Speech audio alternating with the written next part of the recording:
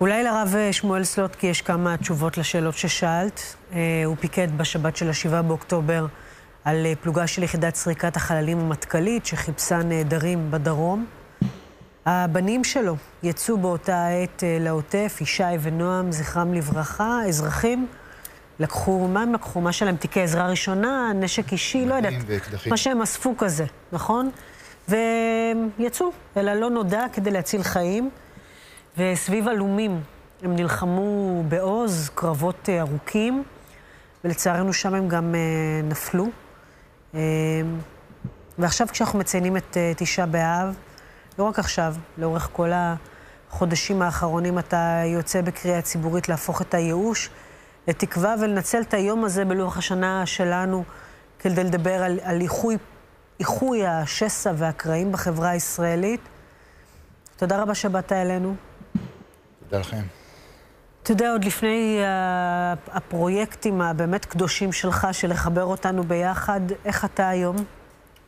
איך אתה היום אחרי אתמול? איך אתה היום בלוח השנה העברי שלנו? איך אתה היום סבא שדואג לנכדים בלי אבא? כאילו, שאלה מורכבת. נכון, כמו שאת מציגה, זה באמת מורכב גם בחיים, הכאב מלווה אותנו, אנחנו חיים אותו, וביחד עם זה אנחנו גם עם הרבה תקווה, במיוחד ביום הזה שהוא יום של חשבון נפש, גם במישור האישי, אבל בעיקר במישור הלאומי.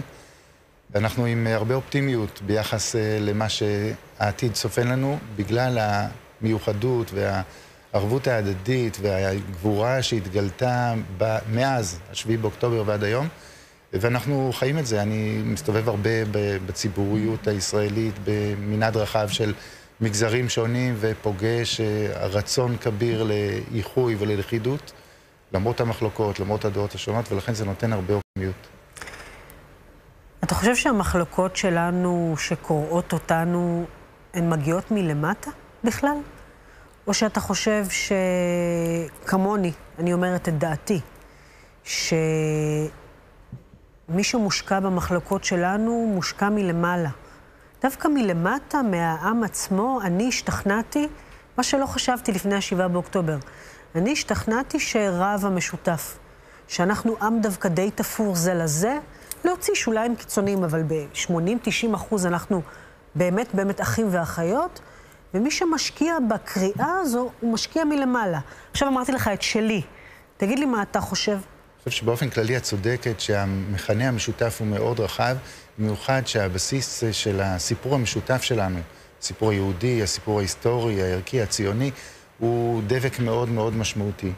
יחד עם זה יש גם הרבה מחלוקות. יש. וצריך להיות מודעים לכך שקיימות מחלוקות, רק החובה שלנו זה למצוא את הדרך למרות המחלוקות, לחיות ביחד ולכתוב את הסיפור שלנו גם לעתיד, ולא רק להסתמך על מה שהיה בעבר. ונכון שבפוליטיקה יש הרבה שמרוויחים, גם בתקשורת, גם בפוליטיקה יש הרבה שמרוויחים מליבוי השנאה, וצריכים לשים אותם במקום המתאים, מבחינת האחוזים, מבחינת הציבור הרחב, שאכן, כמו שאמרת, משקף משהו אחר. ספר לי, אם אתה מסכים לשתף, על רגע או רגעים או מפגש שהיה לך מאז שנפלו הבנים האהובים שלך, שנתן לך דווקא תקווה ואופטימיות?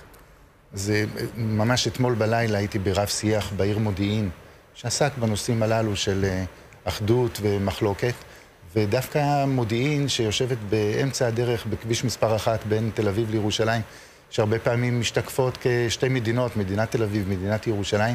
ראיתי בזה מעשה סמלי, להבין שאנחנו, אסור לנו ליפול באותה מחלוקת ובאותה סיטואציה שבה היינו עוד בימי בית ראשון, בהתפלגות הממלכה בין ישראל ויהודה, ואנחנו לא צריכים להיות במקום הזה, אנחנו במקום אחר. אני נפגש הרבה עם לוחמים בסדיר ובמילואים, ורואה את האחדות שיש שם, למרות המחלוקות והתנהלות ואורח חיים שונה, את ההבנה שיש לנו משימה משותפת לבנות את הבית המשותף שלנו, ואנחנו צריכים לייבא את זה גם לחיים האזרחיים שלנו. אם אתה מסכים לספר קצת על הבנים שלך? כן, נועם וישי. נועם היה הבן השני שלנו, הוא היה בן 31. הוא היה נשוי, היה לו בן שנה. ישי היה בן 24, הוא היה תאום ליונתן, תאום זהה. הוא היה נשוי והייתה לו בת 6 שבועות באותו זמן, שקראו לה בארי שחר עוד לפני המלחמה, והוא ממש נהרג, הם נהרגו סמוך לבארי, 3 קילומטר מבארי.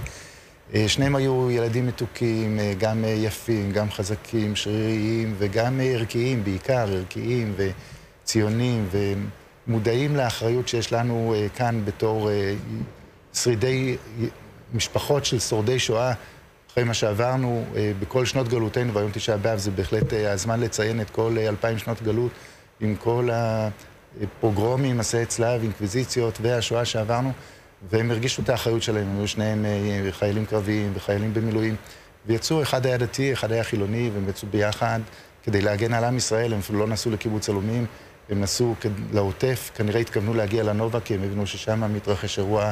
הם דיברו איתך? אתה בעצמך היית בתפקיד הצבאי שלך באותו רגע? לא, אני הגעתי מאוחר יותר לתפקיד הצבאי, זה היה מאוד מוקדם, הם יצאו ב8 בבוקר, עוד לפני שהרבה אנשים הבינו מה קורה, הם היו מאוד חדים. והם לא הספיקו לדבר איתך בכלל? אני שומר שבת, הם לא מצאו לנכון להתקשר אליי.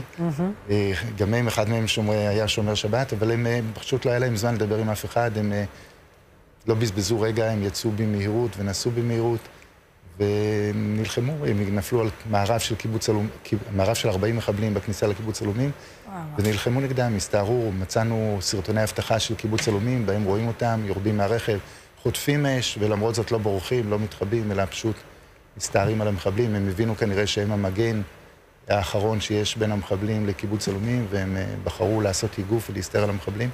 נלחמו נגדם ונפלו בקרב. מבחינתנו המעשה שלהם זה סוג של מורשת, של צבא, שאנחנו יכולים, למרות ההבדלים וההשקפות שונות, ולמרות ההתנהלות השונה ביום-יום, אנחנו פה עם מטרה משותפת, עם סיפור בעבר וסיפור שאנחנו רוצים לייצר לעתיד, וזה מחייב את כולנו, אבל צריך להגיע לפשרות, ויתורים. מה שאני פועל בתקופה האחרונה זה לנסות לייצר את ההסדרה לחיים המשותפים שלנו כחברה, דתיים וחילונים, וזה דורש פשרות, אי אפשר שמה שחשבנו תגיד, זה עוזר לך העבודה הזו באיחוי ובלחבר אותנו ביחד? זה עוזר במשהו להתנהל לצד הכאב הפרטי, כי זה נותן משמעות? או שזה חי וזה חי, ועם זה צריך לחיות, עם הכאב ועם האובדן והגעגוע? גם וגם, אני חושב שהייתי עושה את זה, גם אם זה לא היה עוזר, וגם אם זה היה מכאיב, וגם אם זה היה קשה יותר. והמשימה הזאת היא המשימה של הדור שלנו, של התקופה הזאת, ושל ההזדמנות העצומה שאנחנו נמצאים בה. דיברנו מקודם על החטופים ועל מצבם. כן.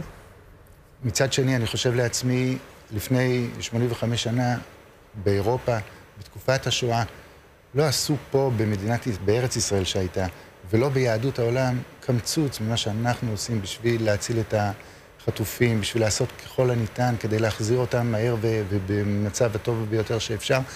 הסתובבו כל כך הרבה גוויות, בצורות מזוויות באירופה, ברחבי אירופה, ולא עשו מה שאנחנו עושים היום כדי לנסות להחזירם.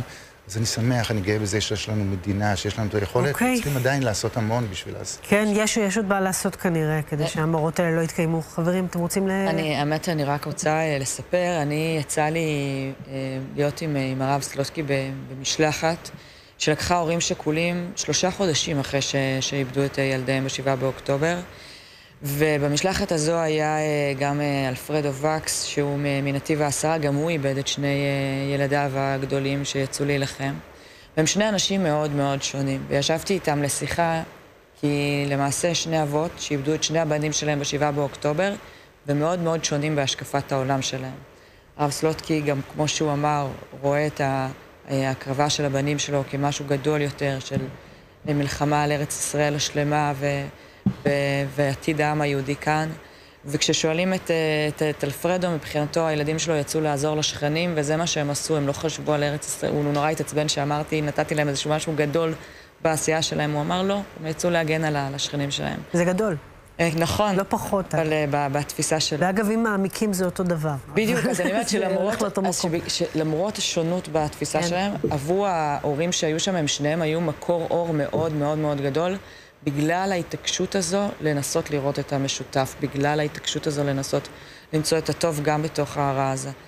ואני באמת מסתכלת עליך וליבי איתך, כי לאבד 2 בנים זה הדבר הקשה ביותר שיכול לקרות לאדם, ואני חושבת שמה שאתה עושה עכשיו בניסיון שלך לאחד את עם ישראל, זה הדבר החשוב ביותר שנכון וצריך לעשות כרגע, במיוחד אנחנו מדברים על תשעה באב והפילוג והשיסוי שהוא האיום הקיומי בעיניי הגדול ביותר על מדינת ישראל. ותודה רבה לך, ואני מקווה שתצליח. מיכל. אני חושב שאלה הפנים היפות של העם שלנו, לראות באדם שאיבד כל כך הרבה ועדיין נשאר אופטימי ופשוט השראה, זה כל מה שאני יכול להגיד. בדיוק מה שרציתי לשאול אותך לאורך כל השיח שהיה פה, זה מאיפה האופטימיות, וכל שאלה שהתקדמה בריאיון, הבנתי את התשובה בלי שתצטרך לענות לי באופן ישיר, אבל אני חושבת שכל אדם שצופה בנו הבוקר יכול לשאוב ממך כוחות, כי בסוף באמת כנראה שעברתם את הטלטלה הכי גדולה כמשפחה, כתא משפחתי, כאבא, ועדיין אתה בוחר לבוא ולהעביר מסרים בשטח, כלומר לא רק כאן באולפנים, ממש ללכת ולשמוע את כל הצדדים. זה משהו שדווקא היום אנחנו חייבים ללמוד ממנו ולשאוף אליו. ושוב, באמת, אני חייבת לסיים. כל משפט שלי פה זה בשורות טובות. היום הזה במיוחד, אנחנו מחכים לבשורות טובות. הרב סלוטקי, תודה רבה שבאת אלינו. אנחנו מעריכים את זה מאוד.